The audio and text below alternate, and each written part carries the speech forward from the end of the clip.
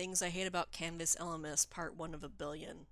So let's say we're in here and we're going to make a question, but we're being really lazy at first, and I tend to save my test and go preview it as I'm working on it. So let's say we have 4, and then I'm going to add 6, and then I should really add more to this question.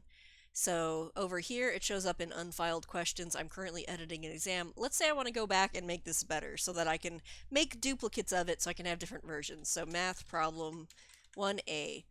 What is 2 plus 2? And then maybe I add some more answers. We're going to hit update question, and maybe I'll save this exam. And then over here, does it update? Does it? No, it doesn't change. What if I delete this version and I go back and edit it again? What if I am down here and I change this to, okay, we're going to make this 1B, and we're just going to change it to a fill in the blank, and those aren't the correct answers. We're going to update this question, so now I have a different version.